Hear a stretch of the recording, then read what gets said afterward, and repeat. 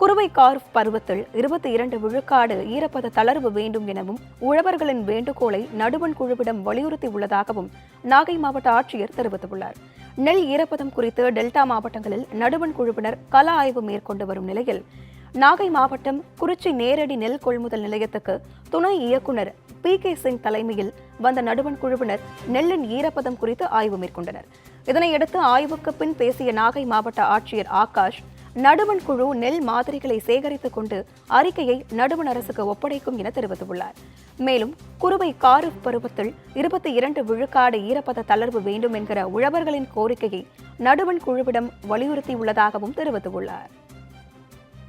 மொத்தம் 4 டிபிசிஸ், ஒவ்வொரு தாலுகாலும் ஒரு டிபிசி என்ற கணக்கில் 4 டிபிசிஸ்ல ஆய்வு செய்கிறார்கள். நம்ம கோரிக்கையை இப்போ 17% தான் மேக்சிமம் நம்ம கொள்முதல் செய்யக்கூடிய அரிசியில் இருக்கக்கூடிய ஈரப்பதம். அதை 22% ஏற்றி நம்ம ரிக்வெஸ்ட் பண்ணியிருக்கோம்.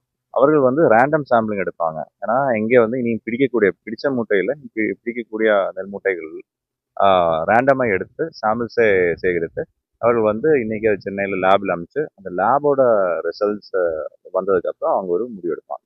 டெல்டா மாவட்டங்களில் கிட்டத்தட்ட குறுவை என்பது முடியும் தருவாயில் தான் இருக்குது.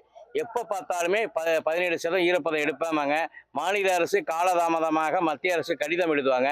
மத்திய குழு அங்கங்கே பார்வையிட்டு இந்த கரீப் பருவத்தை பொறுத்தவரை ஈரம் அதிகமாக தான் இருக்கும். பார்வையிட்டு மத்திய அரசு ஆய்வகத்துக்கு அனுப்புவாங்க. அங்கே ஆய்வகம் போன பிறகு இல்லை 10 நாள் கழிச்சு அறுவடை முடிந்த பிறகு தான் அவர்கள் இந்த 22% அறிவிப்பாங்க. அதுக்குள்ள முழுமையாக அறுவடை முடிந்து கொள்முதல் முடிஞ்சுவிடும். மத்திய மாநில அரசுகள் விவசாயிகளோட அக்கறையில் அலட்சியமாக இருக்காங்கன்னா குற்றச்சாட்டு வைக்கிற. தேங்கி இருக்க அனைத்து நெல்லையுமே கொள்முதல் செய்யணும். ஒன்று, இந்த நிரந்தரமாக அந்த கரீப் பருவம்னு சொல்லக்கூடிய குறுவையை பொறுத்த வரைக்கும் 22% என்பதை நிரந்தரமாக்கணும். சம்பாவை பொறுத்த வரைக்கும் பெரிய ஈரப்பதம் இருக்காது.